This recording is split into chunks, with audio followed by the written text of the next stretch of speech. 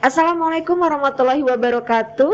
Salam sehat sejahtera untuk semua keluarga Indonesia, sahabat Karin Kahandira dimanapun berada.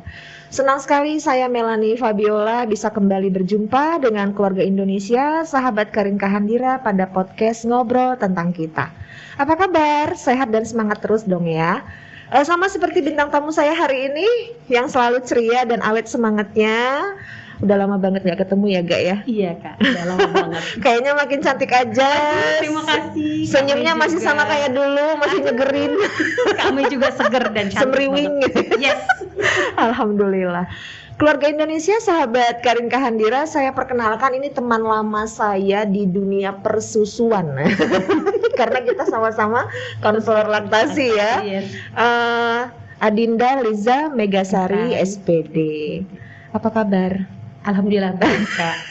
Sebenarnya nggak perlu ditanya kabarnya ya. Iya, udah ya? kelihatan dari auranya sehat banget. Okay.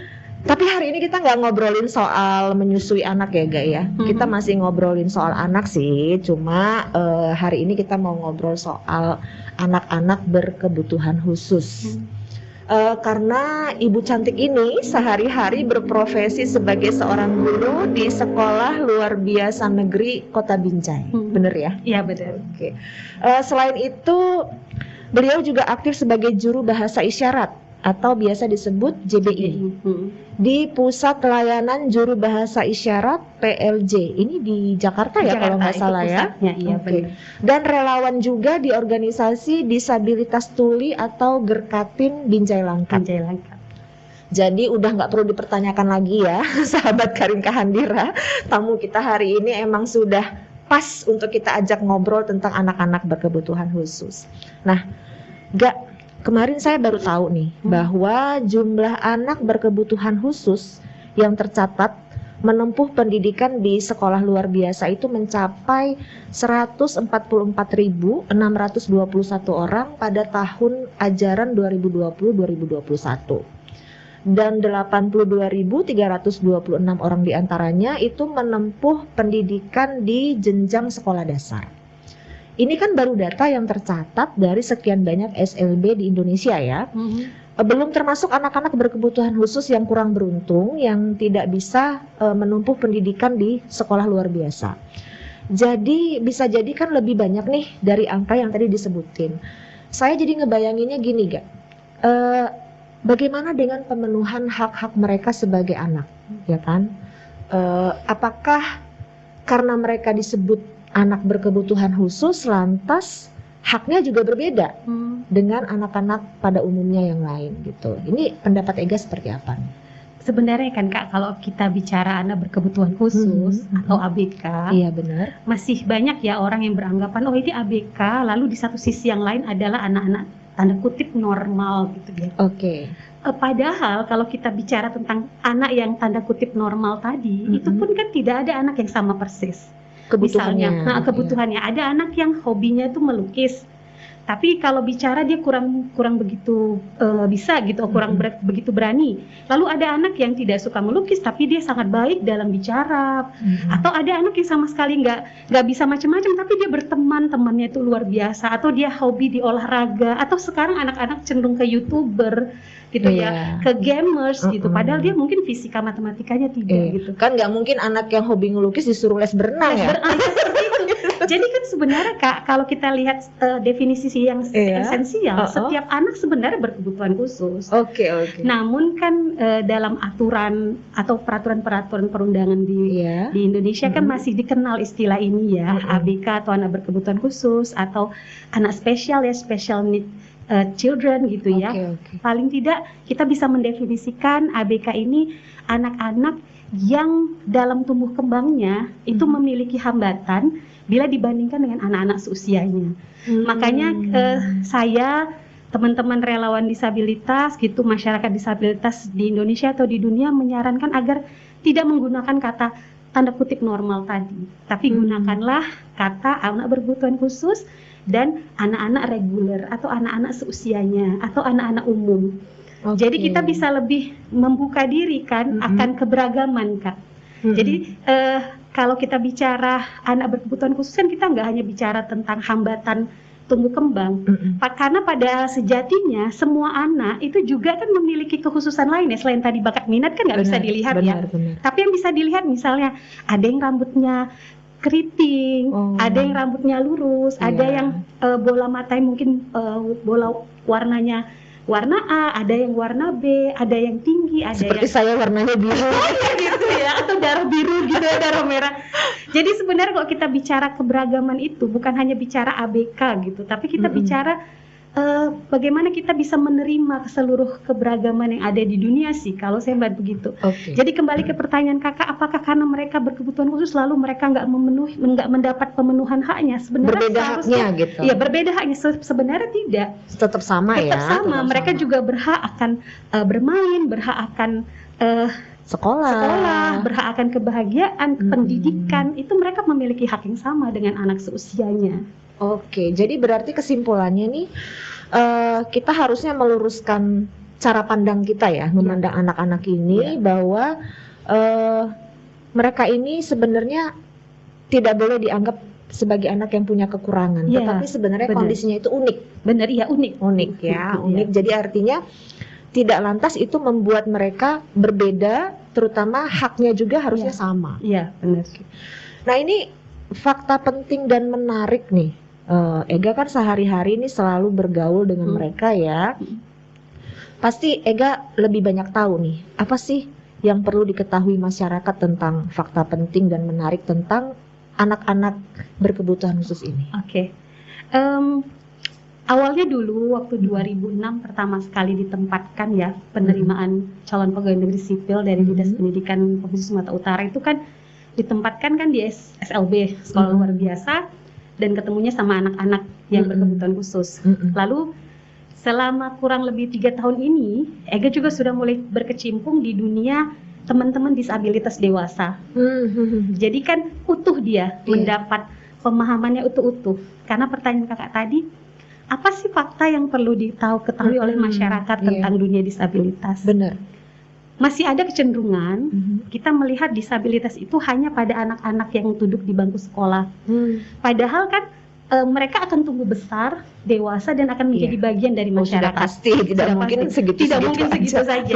Benar. Jadi apa yang perlu kita tahu tentang fakta unik ini adalah yang pertama Kak, terkadang masih ada anggapan, aduh kalau ABK terus masa depannya bakal gimana gitu. Diragukan. Nah itu kan yang masih sering dirasakan atau dipahami oleh banyak orang gitu. Padahal kadang saya kalau ngobrol sama orang tua ABK, biasanya kan saya selalu dapat yang kelas 1 SDAB yang memang baru masuk gitu ya. Rata-rata tuh mereka curhat tanpa sadar, mereka akhirnya nangis gitu, seakan-akan masa depan itu sudah suram gitu. Lalu saya sampaikan begini, saya punya 2 anak bukan ABK ya Bu. Saya sebagai orang tua sampai detik ini juga saya masih bingung anak saya bakal jadi apa. Benar. Mau ABK, mau tidak ABK, kita tetap masih bingung, kita masih memikirkan masa depan anak saya bagaimana. Jadi bukan berarti Bu, ABK itu masa depan anak ibu terhenti. Nggak boleh divonis gitu. Karena banyak ternyata teman, nah itu tadi Kak, karena kan kita selama ini saya hanya melihat di ruangan sekolah. Ketika anak saya keluar dan melihat banyak sekali disabilitas yang pencapaiannya juga optimal, ternyata luar biasa. Itu berarti masa depan mereka ya sama seperti masa depan anak-anak seusianya. Kita jangan memvonis seperti kata kakak tadi. Itu sih fakta. Yang kedua adalah mungkin penggunaan kata setara ya Kak ya. Misalnya begini, harus sama dong anak saya yang SMA dengan anak saya yang SD, harus kan sama-sama anak kandung misalnya gitu. Sama dong, yang satu 10.000, si anak SMA 10.000, si anak SD juga 10.000. Lah kan tidak bisa. Anak SMA mungkin ongkosnya ke sekolah aja sudah 10.000. Anak SD mungkin diantar. Nah jadi jajannya cuma bakso bakar ya. Bakso bakar sih 10.000. Iya. Di kantin SMA sosro aja 7.000 misalnya gitu. Nah jadi yang harus dilakukan itu kita paham dulu kondisinya bagaimana. Nah kesetaraan adalah misalnya gini, kalau gitu disabilitas harus sama dong dengan kondisi orang-orang pada umumnya. Kalau orang-orang jalan ya dia harus jalan juga dong. Bukan seperti itu, tapi kesetaraan kita saling memahami apa sih kebutuhan kita, aksesibilitas kita itu apa. Misalnya kita yang perempuan, tentu kita tidak mau ya bila ada angkutan umum yang tangga naiknya misalnya bus atau kereta api itu terlalu tinggi sampai kita mengangkang, itu kan juga kurang baik bagi para aktivis perempuan gitu. Nah, ketika ada disabilitas yang mungkin daksa, hambatan alat gerak mengatakan ini terlalu tinggi, jangan dibilang wah katanya mau begitu, katanya mau sama, mau setara, tapi ternyata banyak tuntutan. Oh bukan begitu. Iya. Ya begitu. Itu benar, itu benar. Ya itu benar. Dan itu memang sering saya rasakan sendiri juga ya dalam kehidupan kita sehari-hari ya. Kita aja tadi kayak kata Ega ya, ini menarik banget nih. Kayak kata Ega tadi, jangankan anak-anak atau orang-orang yang punya kebutuhan khusus, kita aja yang tadi sebutannya orang-orang reguler, kadang-kadang sering merasa seperti perempuan kan suka bilang kesetaraan gender gitu kita mau diperlakukan sama seperti laki-laki. Nah tapi ketika kita menghadapi kondisi yang seperti tadi Ega bilang, lantas orang mengembalikan itu ke kita kan, loh katanya mau setara, katanya mau dianggap sama, ya udah lakukan gitu. Nah itu kan jadi seperti kita mengalami ketidakadilan ya, atau merasakan yang namanya diskriminasi benar ya. Jadi sebenarnya yang dimaksud dengan setara itu bukan berarti mereka harus menerima kondisi sama persis tanpa pertimbangan-pertimbangan lain gitu ya. Nah, menarik banget ceritanya Ga. Jadi saya jadi kepengen tahu nih, mungkin keluarga Indonesia, sahabat Karin Kahandira juga dari tadi sudah penasaran ya. Bisa nggak bagi cerita sedikit dengan kita ya, selama menjadi guru bagi anak-anak di SLB itu suka dukanya seperti apa sih? Kemudian tantangan terbesar yang pernah dihadapin itu apa? Cara ngatasinya gimana? Bisa bagi nggak sama kita di sini? Banyak. Saya dari 2006, ini udah 2022, itu udah berarti sudah 16 tahun ya, nggak terasa ya? Bulan April nanti pas 16 tahun. 16 gitu tahun, ya. Jadi coba saya pikirkan dulu yang paling terasa ya. Yang paling pertama ya, mungkin 2 atau 3 ya Kak. Yang pertama itu ada orang tua, tipe-tipe orang tua yang beragam. Ada orang tua itu yang, kita mau yang mana dulu nih? Yang spektrumnya lebih ke arah negatif atau ke arah positif dulu nih ceritanya? Yang mana aja sama-sama menarik soalnya. Misalnya yang positif dulu nih. Yang positif tuh artinya datang ke sekolah tiap hari menunggu anaknya, karena kan Ega di jenjang SDLB, walaupun kadang masuk juga di SMPLB dan SMALB untuk program khusus ya. Jadi dia menunggu anaknya, lalu terlihat dia ingin cerita, ingin ngobrol. Yang paling menarik tuh pernah ya, ada orang tua yang anaknya itu sebenarnya masih sulit menulis, masih ada hambatan menulis, tapi itu setiap pagi jadi sedih. Dia keluarkan aja. Dia itu ngeraut pensil anak ya. Ini adalah orang-orang tua yang positif, optimis dengan masa depan sepenuhnya ya. Anaknya belum bisa pegang pensil, tapi setiap pagi Ega lihat itu kan, setiap pagi diraut pensil anaknya. Mungkin di rumah dia lupa, oh iya dirautnya di sekolah.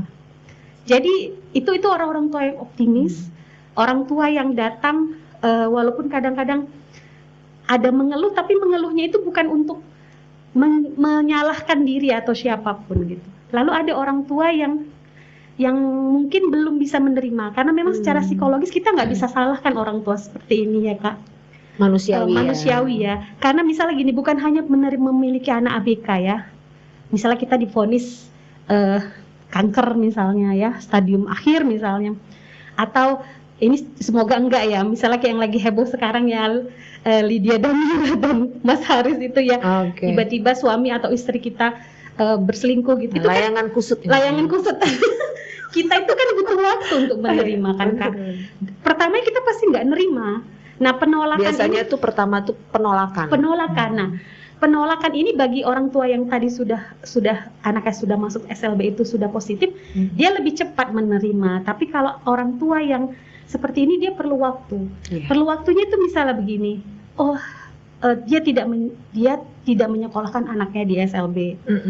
Atau kalau memang dia tidak menyekolahkan di SLB, tapi anak ini mendapatkan terapi atau pendampingan untuk kompensatoris ya, untuk bisa mengejar kehambatan tadi gitu.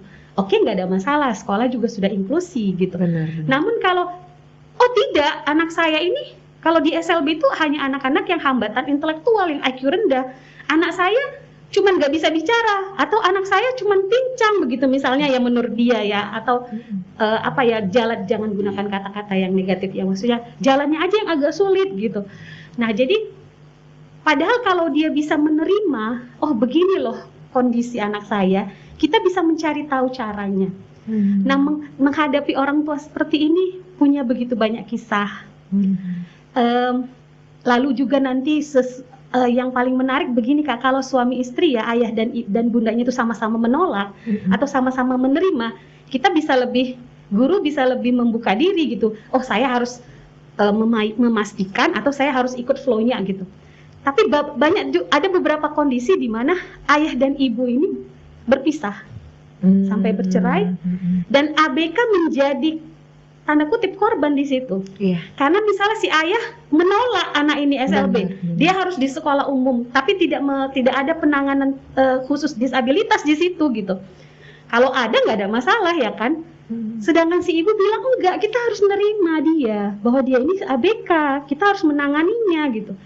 Dan pernah itu orang tua datang ke kelas saya dan berdebat, dan mereka meminta saya memutuskan Kak, memilih ayahnya atau si ibu gitu. Saya bilang waduh, nggak punya kewenangan. Iya, ini ya urusan keluarga. Saya guru, saya hanya gini aja Bu. Menurut pendidikan khusus itu, pendidikan SLB itu sebagusnya anak saya ini masuk kemana? Saya punya jawaban. Tapi saya tidak punya wewenang menyampaikan itu.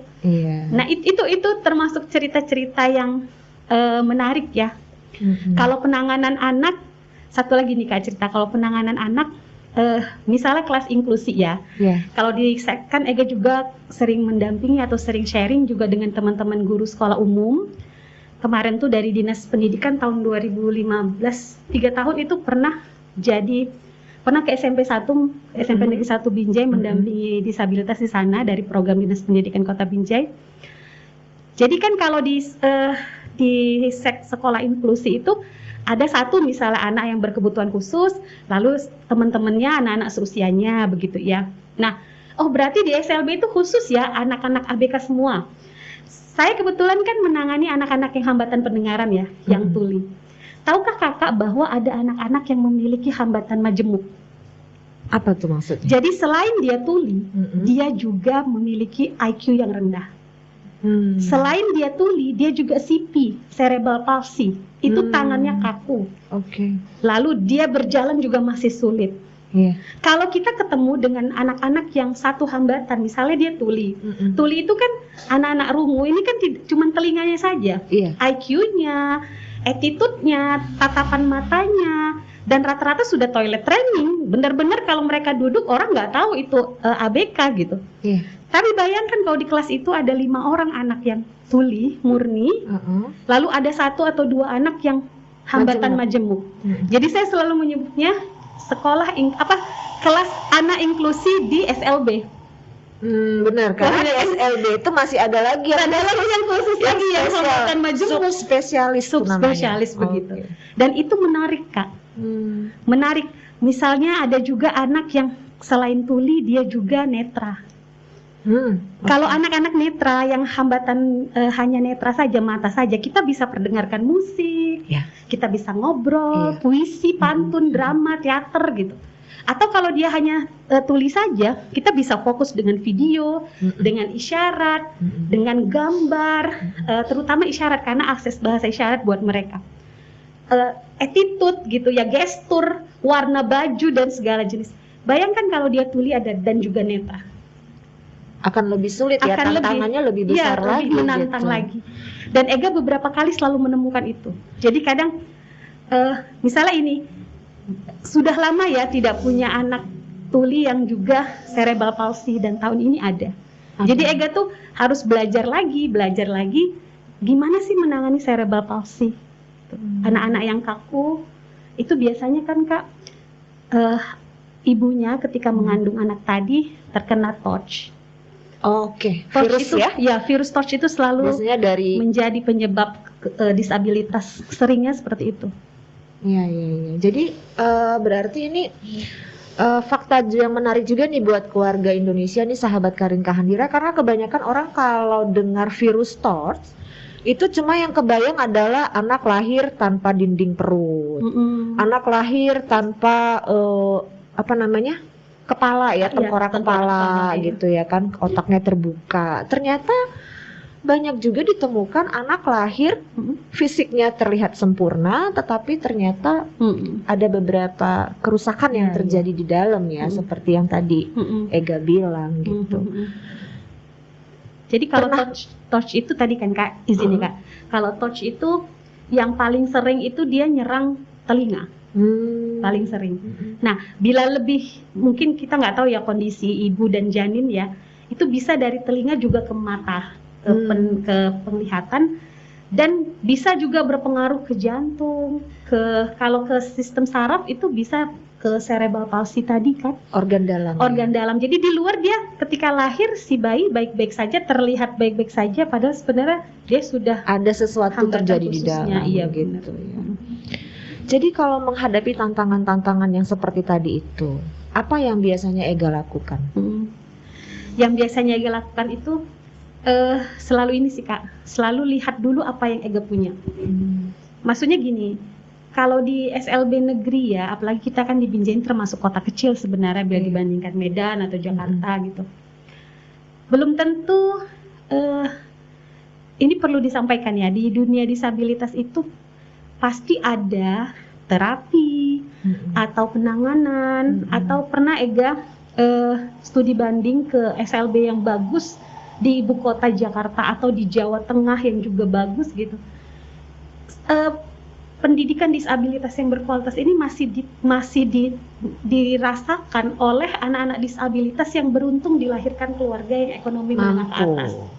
Mampu. Kembali lagi ke aspek ekonomi ya. Sedangkan faktanya lebih banyak disabilitas anak-anak yang orang tuanya untuk makan aja sulit. Apalagi dia bicara soal terapi, atau misalnya kalau ada kacamata khusus atau alat bantu dengar atau kursi roda atau hal-hal yang sifatnya bisa dicapai dengan materi begitu ya.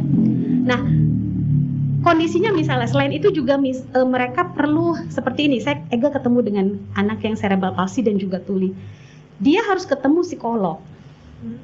Karena psikolog lah yang bisa tahu ini apakah ada hambatan intelektual, lalu terapinya bagaimana, gitu kan harus ada gambaran dari psikolog. Tapi kan tidak semua orang tua bisa mengakses psikolog. Benar. Begitu juga terapi wicara misalnya, atau dokter spesialis. Ega ketemu fakta, semoga Ega salah, tapi mayoritas murid-murid kami di SLB Negeri Binjai itu memeriksa pendengaran itu tidak di sini, di Medan. Jadi kan mungkin ada dokter spesialis THT di Binjai banyak, tapi mungkin ada dokter spesialis THT khusus yang mungkin punya alat atau punya infrastruktur yang betul-betul bisa memeriksa pendengaran. Karena di sini hanya cenderung surat keterangan dia melihat gitu dari luar saja, padahal kan pendengaran itu harus diperhatikan. Benar, kan dengan alat karena khusus. Melibatkan banyak saraf, sistem di dalam tengah. ya. Jadi dengan kondisi seperti ini, apakah Ega mengeluh? Oh ini anak, aduh nggak ada loh terapinya gitu. Oh ini, aduh nggak ada loh dokternya di sini, nggak ada psikolognya. Yang bisa Ega lakukan adalah apa yang Ega punya. Dan kondisinya kan Kak, hanya Ega yang orang tuanya punya gitu. Kami guru-guru SLB di sini hanya kami yang orang tuanya punya. Jadi kalau misalnya Ega menyerah, oh udahlah kasih aja lah, tulis, catat aja lah. Saya PNS kok, catat aja, nggak adanya yang tahu, nggak adanya kepala sekolah, kan nggak mungkin kepala sekolah datang ke kelas tiap hari. Iya benar. Itu rasanya bersalah Kak, ngerasa bersalah. Kenapa? Karena hanya kita yang mereka punya, lalu kita sembarangan gitu. Ini Ega pribadi ya. Jadi karena itu Ega belajar dari misalnya, oh ternyata mahal ya untuk terapi, mahal ya untuk bahasa isyarat, mahal ya atau apapun itu akses mahal. Coba, mana mungkin pasti ada komunitas yang bisa memberikan pendampingan yang walaupun yang lebih ini ya, lebih tidak terlalu mahal misalnya. Makanya Ega selalu belajar Kak.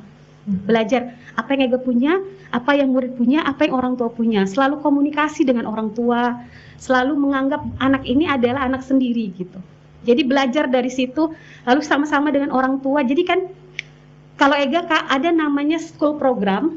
Jadi program sekolah itu Ega, program kelas maksudnya ya, school program. inilah yang harus kita lakukan. Lalu Ega mendesain namanya home program. Program di rumah. Benar-benar. Jadi home program itu saya sampaikan pada orang tuanya kan Kak, bahwa sebenarnya guru yang paling sejati bagi anak ibu adalah ibu. Saya sebenarnya asisten ibu. Jadi kita berbagi peran. Apa capaian anak? Anak udah melakukan apa gitu. Boleh ya cerita lagi nih ya Kak ya. Boleh. Misalnya baru-baru dulu kan Ega beranggapan anak tuli itu kalau dia belum bisa bicara, dia belum ngerti apa-apa. Sampai akhirnya Ega belajar ketemu komunitas tuli dewasa dan ketemu bahwa anak-anak ini punya bahasa isyarat alami dalam hidupnya. Jangankan anak-anak yang tuli ya, anak-anak yang dengar, jadi lawan tuli itu bukan lawan ya. Di sisi lain dari tuli adalah dengar, bukan tuli sama normal, tapi tuli dengan dengar. Nah, bayi-bayi dengar itu pun menunjuk kan Kak. Sebelum dia bisa bicara, menunjuk. Atau makan dia juga menunjuk. Itu tanpa sadar memang kita sendiri kan melakukan itu, gestur. Sana tuh gitu, tangan kita juga menunjuk gitu. Nah, ketika mereka tidak punya akses mendengar atau tidak punya akses untuk bicara, isyarat tadi makin kuat. Makin kuat, dan banyak dari kita masyarakat berpikir ya tetap aja dia nggak bisa ngomong. Dan mohon izin kan ada kontroversi memang, tapi baru-baru ini kan juga Kementerian Sosial sempat perlu ngobrol panjang tuh kan dengan teman-teman disabilitas tuli yang harus bicara. Padahal bicara itu bisa dilakukan oleh anak-anak tuli yang ekonomi menengah ke atas Kak. Karena terapi bicara itu perlu uang, alat bantu dengar itu perlu uang, prosesnya juga lama. Tapi isyarat itu bisa menyentuh seluruh tuli di Indonesia. Jadi itu Ega ceritakan sama orang tua. Dan orang tua ada beberapa ya yang, Bu, berarti saya salah lah ya kalau saya mengajak dia bicara. Coba Ibu bicara, karena bahasa isyarat di Indonesia ini memang tetap ada oralnya. Tetap Ibu bicara, tapi tetap berisyarat. Jadi gunakan bahasa isyarat. Suara ibu jangan diteriakin. Suara ibu kecilkan, tapi mulut tetap keluar misalnya. Bentuk ini ya, bibir kita ya. Bibir, tapi tidak usah terlalu berlebihan gitu. Fokus pada bahasa isyarat. Coba Ibu lakukan selama seminggu ini. Saya ajak ngobrol ya tentang home program. Dan akhirnya orang tua itu mengaku ke saya, bercerita, mereka sekarang lebih memahami anaknya, dan anaknya juga lebih memahami dia, dan lebih sedikit yang tantrum, lebih sedikit yang merajuk. Kenapa? Karena dia tahu mamanya paham. Ketika dia, misalnya begini ya Kak ya, ini kan bahasa isyarat mama, tapi ternyata seorang ibu ketemu dari anaknya bahwa anaknya menyebut dia itu bukan begini, seperti mayoritas anak tuli yang lain gitu. Dia menyebut mamanya begini. Bu Ega, saya baru ketemu. Ternyata anak saya kalau menyebut saya itu Jadi, wah Bu, seperti itu. Nah, artinya yang paling mengerti, saya kadang ada orang tua, saya harus belajar bahasa isyarat di mana? Saya harus les di mana? Ada kamus ya, saya fotokopi kamusnya. Tidak Bu, guru bahasa isyarat Ibu adalah anak Ibu ini. Nanti ketika dia sudah makin besar, ketemu dia dengan tuli-tuli dewasa, makin kaya bahasa isyaratnya, Ibu tetap belajar sampai akhir bersama dia. Nah, ini lebih baik daripada Ega menyuruh dia mencari psikolog, dokter terkenal, terapis, supaya bisa lebih mengenal dan memahami anaknya. Iya benar. Karena percuma juga kan Kak dia didampingi terapis mahal kalau dia udah ada terapis, ya udah nggak diopenin kalau bahasa Medan kan. Jadi yang paling penting itu adalah hubungan segitiga ini Ega rasa ya. Guru, murid dengan orang tua. Berarti ini sama-sama tiga-tiga ini juga tetap harus belajar terus ya. Betul.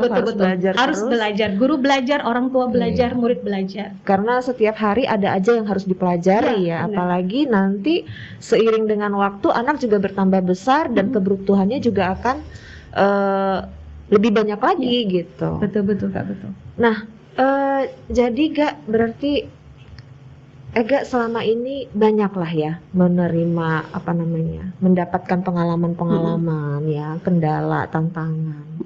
Pernah merasa capek nggak? Pasti pernah Kak. Pernah ya. Kalau ada yang bilang, saya selalu bersemangat. Saya semangat terus gitu, berbohong gitu. Pasti ada. Pernah juga ya. Pasti ada naik turunnya gitu. kadang-kadang gitu, misalnya teman-teman Gerkatin ya, tuli dewasa di Kota Binjai, Bu, kami pengen begini nih, kita pengen audiensi nih ke Langkat, ke Binjai gitu. Padahal Ega lagi sibuk misalnya, kan banyak tanggung jawab yang lain. Sempet gitu, namanya manusia ya, ada setan. Ih kok gitu sih. Tapi ketika sebagai guru SLB, sebagai juru bahasa isyarat, Allah itu menurut Ega, Allah tuh sudah ngasih cash di depan, Kak. Ada banyak sekali kesempatan yang Ega dapat karena Ega di dunia disabilitas. Kalau udah ngerasa kayak gitu, teringat, udah dibayar sama Allah, nanti ditarik, ayo. Iya. Gitu ya. Seperti ini, Kak. Banyak lah, nggak usah diceritain, intinya ada begitu banyak dampak yang udah Ega rasakan. Satu deh yang paling berkesan. Iya. Apa tuh? Ega dapat short course ke Seoul University of Education Korea Selatan 2019. Wow, alhamdulillah banget. Karena guru tuli. Ih banget. Itu suatu kesempatan yang luar biasa ya, yang tidak semua orang dikasih. Hanya 8 guru SLB tuli yang mengajar tuli di Indonesia, kan waktu itu ada 800, terus diseleksi akhirnya tinggal 8. Berangkatlah di Maret 2019, 3 tahun lalu ya. Berapa lama tuh? 1 bulan, Kak. Bayangin 1 bulan. Tapi 1 bulan itu pasti sudah dapat pengalaman salju, yang dibayari, dapat uang saku. Makanya sekarang kalau misalnya ngerasa down aja ngelihat anak-anak di kelas atau ngelihat teman-teman tuli dewasa, terus Ega bilang gini, kayak ada yang ngomong dalam diri, siapa yang mau bayarin ke Korea? Jadi mereka ini udah ngebayar sama Ega. Itu buah dari kesabaran. Iya. Jadi nggak boleh kalau udah capek ingat itu. Nggak boleh apa tuh namanya, kufur nikmat ya. Iya. Harus selalu bersyukur dan ikhlas, sabar dan belajar terus. Belajar terus ya benar. Jadi anak-anak berkebutuhan khusus seperti apa yang bisa menempuh pendidikan di sekolah luar biasa? Ada syarat-syaratnya nggak? Atau semua anak berkebutuhan khusus boleh-boleh aja gitu?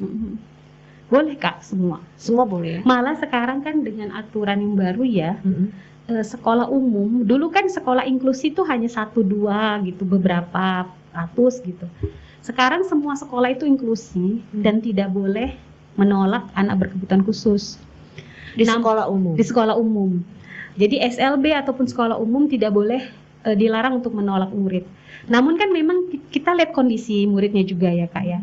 Artinya seperti yang saya sampaikan tadi di awal, kalau ada orang tua yang ingin anak ABK-nya bersekolah di sekolah inklusi, mohon dipastikan di sekolah itu dia benar-benar ditangani. Bukan hanya orang tua sebelum mendaftarkan anak harus banyak bertanya dulu ya. Karena masih ada anggapan, Kak, tidak mau anaknya di SLB gitu. Karena SLB itu hambatan intelektual gitu. Padahal di SLB ada juga yang mungkin ya seperti tadi ya, anak-anak tuli. Banyak sekali begini. Di kelas 1 sampai kelas 3 dia masih bisa mengikuti, bukan mengikuti ya, artinya tidak mengalami bully karena anak-anak umum itu kan kelas 4 SD udah mulai ngerti. Dirinya, jenis kelamin yang berbeda, kawan-kawannya gitu ya, atau yang cantik, yang tidak cantik itu kan anak-anak kelas 4 udah mulai pubertas. Dan memang kecenderungannya kelas 4 SD itu sering pindah dari SD umum ke SDLB. Jadi memang kalaupun kita mau menempatkan anak kita mau bersekolah di mana, pastikan itu dulu anak akan tertangani dengan baik di situ. Kalau tertangani dengan baik di sekolah umum, kenapa enggak? Tapi ngobrol gitu, Kak. Jangan karena egoisme, mohon izin ya, egoisme orang tua, anakku harus masuk sekolah umum yang bermerek atau bagaimana, akhirnya nggak mau masuk SLB. Akhirnya menyulitkan anak ya untuk berkembang dengan optimal. Dari tadi kita ada nyebutin sekolah inklusi gitu ya. Mungkin tidak semua keluarga Indonesia, sahabat Karin Kahandira yang paham nih. Apa bedanya sekolah inklusi dengan sekolah luar biasa? Nah, kalau sekolah luar biasa seluruh muridnya berkebutuhan khusus. Kalau sekolah inklusi itu adalah sekolah anak-anak umum yang ada sekian persen itu anak berkebutuhan khusus. Membuka kesempatan. Pada umumnya biasanya dalam satu kelas itu ada 1 sampai 3 anak berkebutuhan khusus. Karena kalau lebih dari 3 biasanya guru-guru di lapangan itu sudah langsung, aduh Bu, kalau udah 5 gimana gitu. Iya, karena memang tidak bisa kita pungkiri kemampuan guru di sekolah umum dengan kemampuan guru di sekolah luar biasa pasti ada ya. perbedaan kapasitas ya. Kompetensi yang harus mereka miliki juga pasti sedikit banyaknya berbeda. Iya, benar. Jadi apa permasalahan yang paling sering dialami anak berkebutuhan khusus ini, Ga? Terutama di lingkungan sekolahnya. Oh gitu. Mungkin kalau yang di SLB tidak terlalu banyak masalah ya, karena mereka dengan kondisi yang hampir mirip ya. Tapi dengan di sekolah umum, ketika anak kita sekolahkan di sekolah umum dengan kondisi berkebutuhan khusus nih, permasalahan apa yang paling sering dialami anak? Ini bisa kita diskusikan panjang ya Kak, karena memang bicara inklusi ini masih jadi topik yang seksi kalau di dunia pendidikan khusus gitu ya. Kalau menurut Ega sih secara pribadi, tidak atas nama pengalaman sebagai guru lah ya gitu, sebaiknya di tingkat dasar anak itu benar-benar mendapatkan kompensatorisnya itu. Dia misalnya kalau netra, dia sudah orientasi mobilitasnya itu sudah baik. Jadi kita tahu ya teman-teman netra dewasa itu kan sudah bisa ini ada teman kami guru PNS itu dia bisa naik angkot sendiri, netra bapak itu dia tinggal di Medan, datang ke SLB BJ sendiri naik angkot bisa. Kenapa? Karena itu orientasi mobilitasnya sudah baik gitu, dia mandiri gitu misalnya. Nah kalau anak netra langsung kita masukkan ke sekolah umum di usia misalnya 5 tahun, dia kan ya pasti akan nubruk gitu. Iya benar. Nah jadi sebaiknya memang dia masuk dulu di sekolah luar biasa tingkat dasar, atau dia masuk di sekolah alam atau sekolah jujur saja ya, sekolah yang settingnya itu anak itu dijaga individu, homeschooling gitu ya. Walau misalnya dia tidak mau di SLB, tapi pastikan ada terapi, ada pendampingan di situ. Bukan terapi yang mahal, paling nggak ada seorang guru yang di sekolah umum itu yang peduli sama dia dan benar-benar memperhatikan dan menjaga. Misalnya tadi ya, nah kalau kamu kan nggak bisa lihat gitu ya netra, nah 5 langkah di depan itu pintu gitu, dan guru itu selalu menyatakan itu begitu. Atau misalnya anaknya tuli tadi ya tidak mendengar, lalu bicara secara oral juga punya hambatan. Nah selama di dasar itu kan dia diperkokoh gitu kemampuan komunikasi dan terutama bahasa isyaratnya, sehingga dia bisa bahasa isyarat lalu bahasa Indonesia tulis. Jadi dia bisa menulis gitu ya. Kalau misalnya dia nggak bisa bicarakan, bahasa isyaratnya juga masih belum dipahami, dia bisa menulis gitu. Kalau itu kokoh di SD, LB, ketika SMP nanti kan dia bisa meminta temannya untuk menulis apa sih yang dimaksudkan. Kalau memang akses juru bahasa isyarat nggak ada misalnya. Jadi sekolah inklusi sebaiknya di setting menengah kalau menurut saya secara pribadi. Karena anak udah tuntas hambatannya, paling tidak sudah hampir menuju ketuntasan, dia udah bisa mandiri gitu. Benar-benar. Jadi ada keterampilan yang harus diasah dulu ya, sebelum orang tua berpikir untuk memasukkan anak ke sekolah umum dengan anak yang berkebutuhan khusus. Dan ternyata keterampilan ini juga bisa diasah, bisa dilatih ya, tentu dengan metode-metode tertentu ya. Iya. Jadi Ega sebagai guru di sekolah luar biasa menghadapi anak-anak berkebutuhan khusus, bagaimana selama ini cara Ega menanamkan karakter unggul sama mereka? Karena kan seperti tadi kita bilang di awal ya, kita sebutkan di awal, anak-anak berkebutuhan khusus ini kan tetap punya hak yang sama ya, dan dia juga punya kesempatan untuk sukses sama besarnya seperti anak-anak reguler lainnya. Nah, dan ini kan perlu karakter yang kuat nih, perlu karakter yang unggul. Kalau merekanya lemah, tidak mandiri, gampang menyerah. Nah, ini kan jadi hambatan cukup besar nanti ketika mereka lebih besar nanti kan. Nah, cara Ega selama ini sebagai guru, karena Ega kan di sekolah dasar ya. Iya, sekolah dasar. Nah, ini kan basicnya nih ya, menanamkan fondasi karakter tuh di sini sebenarnya. Apa yang Ega lakukan? Yang pertama itu Kak, sebenarnya di dunia SLB ya itu ada namanya asesmen dan identifikasi. Sekarang pun di Kementerian Pendidikan sudah makin diperdalam tentang asesmen ini. Jadi bukan hanya di SLB, setiap anak itu kita perlu tahu anak ini bagaimana, tapi di sekolah umum pun kita perlu tahu tadi kayak bakat minatnya. Oh ini anak suka melukis, oh ini anak suka YouTuber gitu ya. Nah jadi dengan asesmen awal, asesmen diagnostik yang di awal, kita bisa memetakan ini anak kebutuhannya apa. Misal Kalau anak itu punya hambatan intelektual, usia biologisnya mungkin sekitar 10 tahun, tapi usia psikisnya, usia mentalnya mungkin 2-3 tahun. Jadi kalau kita tahu tentang itu, kita bisa lihat, oh kita tentu nggak bisa marah dong kalau misalnya dia masuk ke kelas lalu tasnya diletakkannya langsung di lantai. Kalau kita lihat tubuhnya anak 10 tahun, kita bisa marah, loh kamu kok nggak sopan, tasnya kamu lempar di situ gitu. Tapi karena kita tahu anak ini usia mentalnya 3 tahun, dia masih perlu waktu, kita akan lebih menerima gitu. Jadi yang pertama itu ketika ingin menanamkan karakter, kita tahu dulu anak ini siapa. Lalu yang kedua, kita juga jangan, oh ya udah deh dia kan anak 3 tahun walaupun badannya 10 tahun. Tidak juga seperti itu. Kita beri bimbingan. Kita berikan pembiasaan, tas itu harus diletak di atas meja. Letak di atas meja. Mau masuk ke kelas, kita berdoa dulu, dibiasakan. Karena kalau untuk ABK kan kita nggak bisa berceramah. Iya. Wah harus begini, lalu ditulis peraturan tata tertib, tidak ada. Yang ada adalah dibiasakan. Kalau memang kita tidak bisa salam karena pandemi, saya seperti ini sama murid. Sebelum setiap masuk dan keluar dari sekolah. Jadi tetap aja salam ya dengan guru gitu. Lalu tersenyum, jangan kalau memang mau bicara dengan guru itu harus di depan guru gitu ya. Jangan teman misalnya tidak boleh dipukul, tidak boleh mencoret baju teman, tidak boleh mengoyak kertas buku teman. Itu kan nggak bisa diceramahin. Oh kamu harus begini. Tapi yang ada adalah kita tunjukkan teladan, dan yang terutama itu pembiasaan Kak.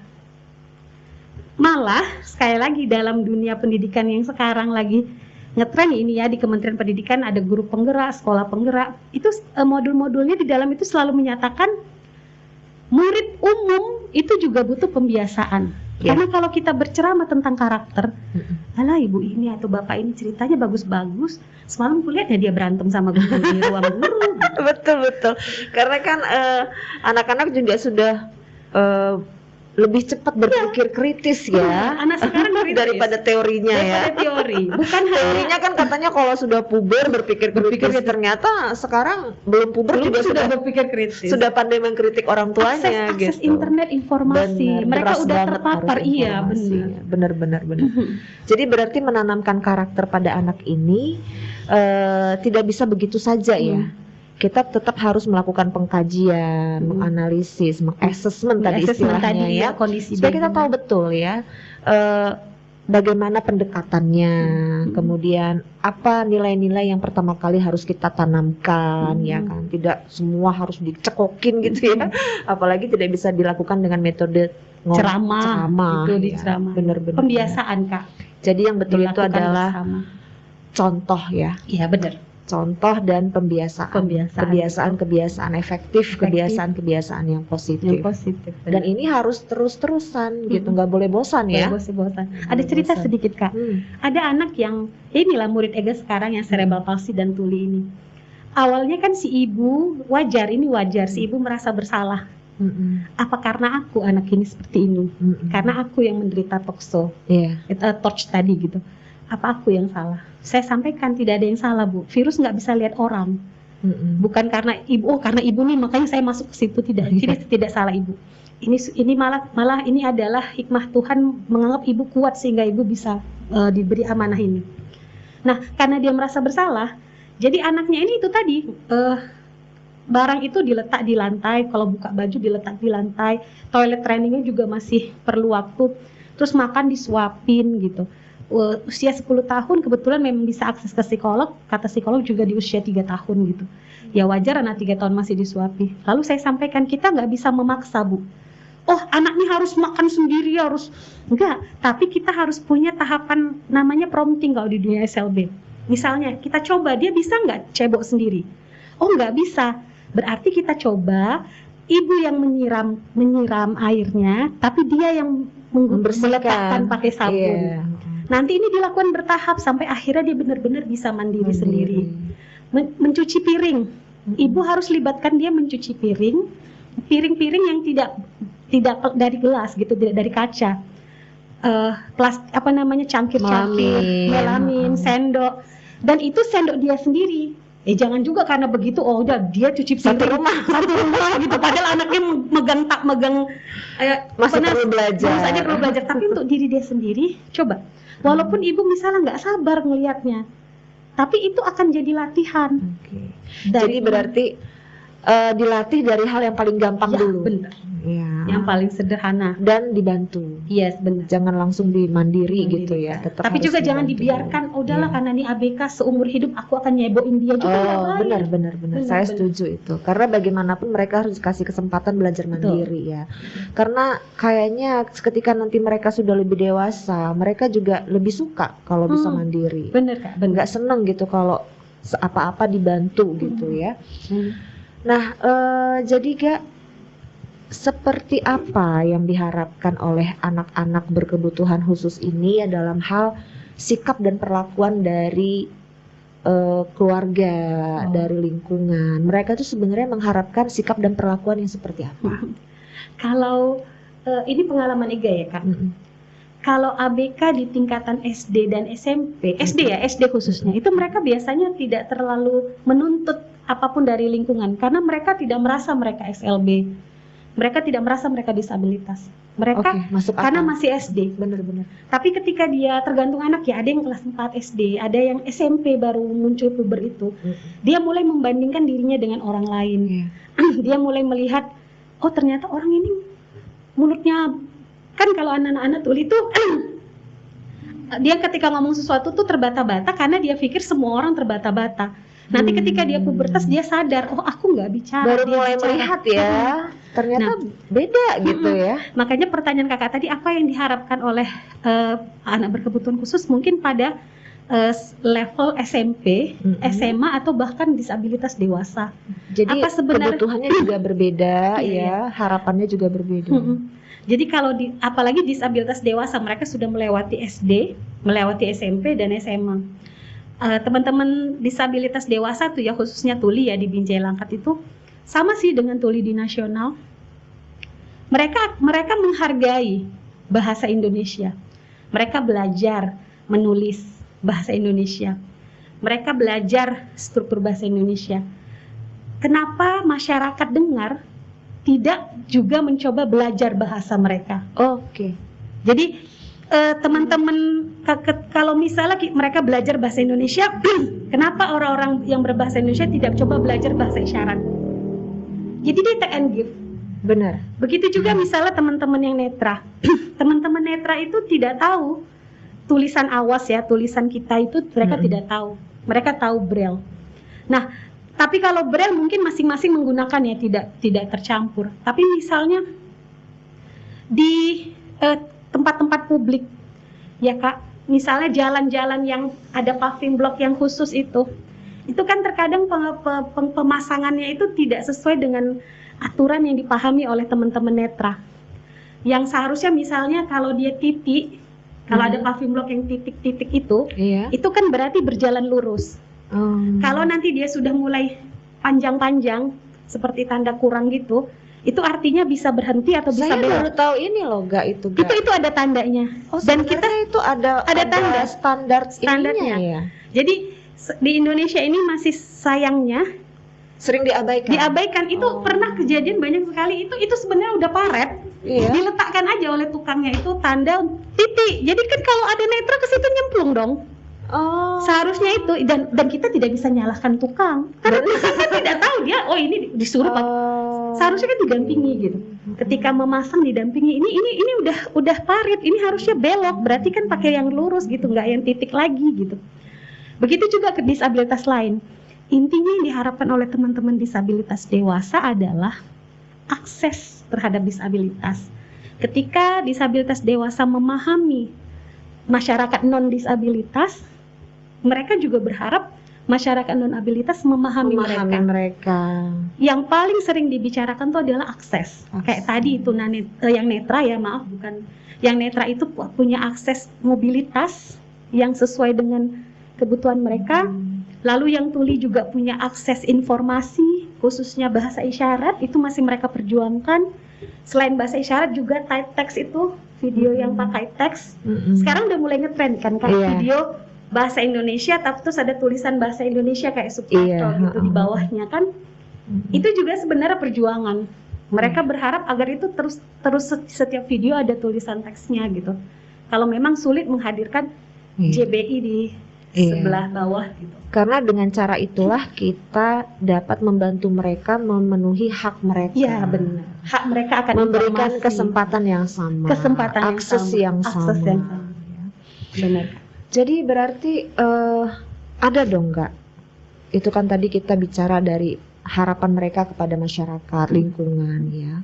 Terus Ega punya tips nggak atau petunjuk ya, clue untuk keluarga orang tua yang punya anak dengan kondisi berkebutuhan khusus ini, apalagi yang anaknya tidak punya kesempatan menempuh pendidikan di sekolah luar biasa. Apa yang paling tidak apa sih yang mereka bisa lakukan ya? Tips yang paling sederhana yang ini merupakan hasil dari ngobrol dengan orang tua selama 16 tahun ini. Ada 2 Kak. Nah, apa tuh? Yang pertama adalah terima anak itu apa adanya. Ketika kita menerima, kita akan mencari cara bagaimana menangani ini. Ini bukan hanya berlaku pada ABK, pada anak yang non ABK, anak yang yang reguler gitu. Kita punya anak yang itu kalau dia ngomong kuat dan kelihatan itu kayak ngelawan gitu. Coba terima dulu, lalu ajak dia bicara, kenapa dia kok melawan gitu. Itu akan point of view-nya lebih baik daripada kita bilang kamu tuh kok ribut banget sih jadi anak gitu. Itu untuk anak umum ya. Atau ada anak umum nih, bukan hanya ABK, yang pendiam, sedikit-sedikit merajuk gitu. Terus nanti masuk kamar atau sembunyi di pinggiran. Mama salah apa gitu. Coba kita pahami, kita terima. Oh ini anak saya yang pertama ini tipenya suka marah, tipe yang kedua ini pendiam. Ketika kita menerima, kita cari cara. Oh gimana caranya supaya dia bisa menerima saya bisa menerima dia. Apalagi ABK. Karena kalau kita mengingkari kedisabilitasan dari anak kita bisa terhambat untuk menerima haknya gitu. Karena yang muncul berikutnya kalau kita menolak jadinya mengabaikan hak dia untuk bisa setara dengan anak seusianya. Nah yang kedua, kita butuh pendampingan memang Kak. Pendampingan yang baik itu bukan jadi orang tua ya kan, tadi orang tua ABK itu perlu bicara dengan sesama orang tua ABK. Oke, mencari support system. Support system tuh bisa komunitas, banyak organisasi, anak-anak orang tua yang memiliki ABK dia autis, ya, yang saya yakin pasti ada. Namun kalau itu aduh Bu di mana saya nih Bu mau jualan, saya mau kerja di rumah orang. Ya itu tadi menyarankan untuk masuk ke SDLB ya. Karena di situ orang tuanya kita nggak perlu memperkenalkan orang itu nggak perlu. Benar. Mereka bisa di situ bergaul, ngobrol. Bahkan banyak orang tua yang bilang begini Kak, dulu saya berpikir Bu, hanya saya yang begini, sambil nangis gitu. Karena di sekitar 100 km nggak ada. Ya, benar, keluarga besar saya cuman anak saya yang begini. Tapi begitu saya di SLB ini, ternyata ada 6 orang kawan sekelasnya itu yang merasakan apa yang saya rasakan di keluarga besar, di masyarakat. Jadi dia mendapat support system. Benar. Gitu. Jadi lebih semangat, lebih fokus lagi, lebih tahu apa yang mau dilakukan. Bisa saling cerita. Sharing, oh saya toilet training, anak saya toilet trainingnya begini. Oh anak saya kok belum bisa ya? Apa yang kamu lakukan? Di sini dokternya bagus, dokter anaknya bisa diajak cerita. Oh di sini enggak, bisa ngobrol. Dan berarti mungkin tambah satu lagi harus mau belajar ya. Oh iya benar. Harus mau mencari informasi sendiri ya. Tidak tergantung pada orang gitu, nggak ada yang ngasih tahu gitu terus nggak dicari tahu, tapi tetap harus mau mencari sendiri. Iya benar. Terakhir gak ngobrol-ngobrol kita ini ya. Apa pesan dan harapan Ega nih bagi pemerintah, masyarakat supaya anak-anak berkebutuhan khusus ini dapat akses pendidikan yang baik demi masa depan mereka juga nanti bisa baik dan sukses seperti yang mereka mau. Ya, ini titipan sih Kak, titipan dari teman-teman disabilitas dewasa. Bukan hanya Tuli karena memang Ega relawan di situ, tapi juga teman-teman netra, teman-teman autis yang ringan ya, yang sudah yang fungsional ya, high function itu juga mereka bisa ngobrol. Libatkan disabilitas dewasa dalam kegiatan apapun. yang dilakukan pemerintah, masyarakat, sekolah, apalah elemen apapun. Kenapa? Karena mereka yang menjalani, mereka pernah jadi anak berkebutuhan khusus di SD, di SMP dan SMA. Jadi tahu betul betul, apa gitu. yang mereka butuhkan, tantangannya apa. Kita masyarakat dengar atau masyarakat yang non disabilitas, mohon maaf ya, kita coba refleksi. Saya Kak 3 tahun ini kan tadi Ega bilang dari 2006 tuh Ega fokus di sekolah. Wah, saya ini orang baik. Saya orang mendengar, saya orang non disabilitas, tapi saya banyak pahala dong untuk anak-anak itu. Ternyata ada tindak tanduk Ega tuh yang ternyata menyakiti hati disabilitas dewasa. Yang akhirnya Ega perlu waktu untuk bisa mendapat kepercayaan disabilitas dewasa. Akhirnya mereka bisa sampaikan, ini loh Bu, seharusnya Ibu seperti ini, bukan seperti ini. Karena Ibu kan melihatnya dari sudut pandang Ibu yang dengar. Sedangkan saya kan dari sudut pandang saya yang tuli, dari saya yang nggak bisa lihat, dari saya yang nggak bisa memahami gitu. Ya maksudnya yang hambatan intelektual. Coba Ibu lihat dari persepsi kami. Nah, yang paling tahu pendidikan yang paling pantas untuk anak berkebutuhan khusus adalah teman-teman berkebutuhan khusus gitu. Jadi ajak mereka terlibat diskusi. Kalau misalnya, gimana? Aku nggak bisa ngomong sama dia. Tanya mereka setiap teman tuli itu punya rekomendasi juru bahasa isyarat. Kalau temen netra, aku nggak berani menyapanya. Coba sapa. Jadi kan Kak, ini ada satu tips juga ya, bagaimana bisa masyarakat bisa inklusi ketika, jadi bukan sekolah inklusi aja, masyarakat inklusi. Misalnya kita ketemu dengan orang yang ternyata berbahasa isyarat, atau orang yang pakai tongkat dan dia itu netra gitu, atau ada orang yang udah dewasa nih ya, tapi tangannya nggak ada gitu ya. Iya benar. Gimana cara menghadapinya itu?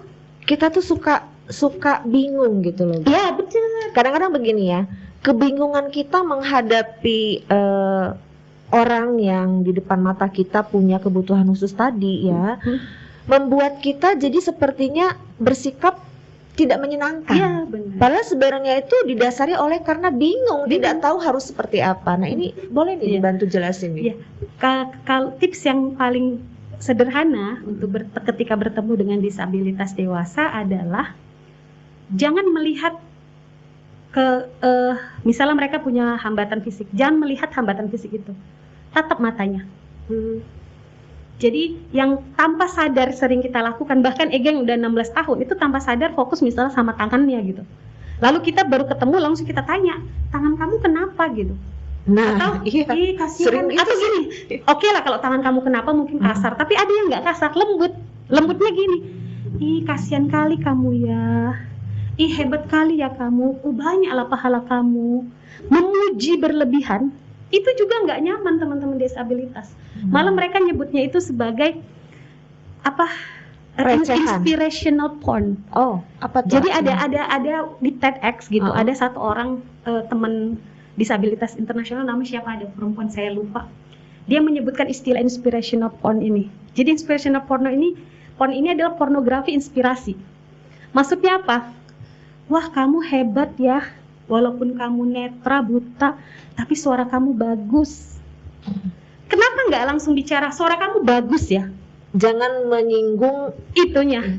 Wah, kamu ini hebat ya, walaupun kamu nggak punya kaki, tapi kamu bisa bekerja, tidak mengemis.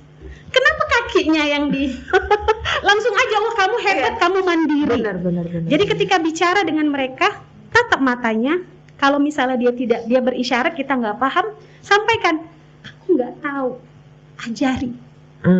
Ajari, kamu mau apa? Mau isyarat atau mau tulis? Tanya mereka butuh apa. Sama seperti ini Kak, teman-teman netra, misalnya mereka pakai tongkat, lalu terlihat kesulitan mau menyeberang jalan. Kita nih orang baik nih, masyarakat pengen bantu, langsung kita pegang, ayo Bu. Saya baru mau bilang tadi, ayo Bu, itu mengganggu. Oh, itu ternyata menyinggung juga ya. Ketika dia jalan, halo Pak, saya Ega, Bapak mau lewat jalan ini, mau kemana ya? Oh, saya mau ke sana Bu, mau saya bantu. Menawarkan dulu ya. Jangan langsung. Gak boleh langsung. Misalnya Kakak nih, gandeng aja. Iya Pak, Bapak mau ke lantai 2 ya? Ayo Pak, digeret. Maksudnya baik. Benar. Tapi caranya nggak pas. Sama seperti kalau tuli, ngomong dong, ngomong. Jangan. Tanya, dia mau ngomong, mau isyarat atau mau ditulis. Jadi hargai mereka dengan kemampuan yang mereka punya gitu. Jangan fokus pada kekurangannya. Seperti yang kakak sampaikan di awal tadi. Iya, Pas betul, banget. betul. Jadi berarti ada banyak hal yang ternyata harus kita pelajari ya, Gak ya. Kita sebagai orang-orang di sekitar mereka ya, keluarganya, temannya, tetangganya, ternyata banyak hal yang belum kita pahami betul ya, dan kita harus belajar terus. Iya, benar, Kak. Tapi sayangnya waktu juga nih. Masih banyak nih yang masih mau diceritain, ditanya gitu ya. Mudah-mudahan tadi yang pesan dan harapan Ega sampaikan itu bisa didengar ya, kemudian dipahami oleh terutama keluarga Indonesia, sahabat Karin Kahandira. Jadi kesimpulannya semua anak Indonesia itu punya hak yang sama. Ya, benar. Termasuk anak-anak yang berkebutuhan khusus. Ini kondisi mereka yang istimewa ini tidak mengurangi haknya untuk turut berpartisipasi dan menikmati hasil pembangunan di negaranya. Jadi sudah menjadi tugas kita ya, Gak ya. Tugas kita semua untuk memastikan mereka memperoleh haknya dengan baik. Bukan cuma tanggung jawab pemerintah, bukan cuma tanggung jawab Ega sebagai guru di sekolah luar biasa, tapi juga orang tua, keluarga, masyarakat di lingkungan mereka ya. Kita harus mau ya belajar memahami dan memenuhi kebutuhan khusus bagi mereka. Dan kita juga harus mengubah ternyata ya, selama ini paradigma yang salah yang menganggap mereka ini sebagai beban. Betul. Menganggap dan meragukan mereka itu dapat meraih kesuksesan di masa depan. Ya, hanya karena mereka tidak punya fisik yang sempurna seperti anak-anak reguler lainnya. Padahal sebenarnya ada banyak ya anak-anak berkebutuhan khusus yang ternyata di usia muda ya kan, atau nanti setelah dia selesai pendidikan mampu membuktikan mereka itu lebih hebat malahan dari anak-anak reguler yang lain, tentu dengan cara mereka sendiri. Betul. Dengan cara mereka sendiri. Jadi kita juga harus menghargai mereka dengan cara mereka sendiri ya. Harus tahu ya, mereka tuh sebenarnya mengharapkan yang seperti apa. Jadi nggak ada alasan lah ya, Gak, buat kita meragukan kemampuan anak-anak ini ya, yang sama-sama luar biasa, dan berarti nggak ada juga nih alasan dan hak kita untuk mematahkan semangat mereka. Betul. Senang sekali, Gak. Senang banget gitu, karena gini, ngobrol sama Ega ini kan obrolan yang jarang kita lakukan sehari-hari ya. Jadi saya tuh kayak merasa dapat pencerahan ya, serasa di recharge. Ega pun ngerasa di recharge, Kak. Karena nggak semua orang mau dengerin juga yang beginian. Sampai ini nggak terasa waktu sudah 1 jam berlalu ya. Jadi terima kasih banyak Ega. Sama-sama, telah berkenan hadir memenuhi undangan Karin Kahandira. Lain waktu kita boleh lah ya nyambung ngobrol lagi, mungkin dengan topik lain yang lebih seru ya di dunia persusuan. Sehat terus ya, Ga. Semoga makin sukses ke depannya. Amin. Sukses juga buat kakak, sehat selalu. Baiklah keluarga Indonesia, sahabat Karin Kahandira yang masih setia menyimak podcast kita hari ini. Semoga semua yang telah kita obrolin dapat bermanfaat, terutama bagi keluarga yang memiliki anak berkebutuhan khusus. Terima kasih atas perhatiannya. Sampai jumpa pada podcast selanjutnya. Salam hangat dari Karin Kahandira, perempuan sehat, keluarga hebat, Indonesia luar biasa. Assalamualaikum warahmatullahi wabarakatuh. Bye.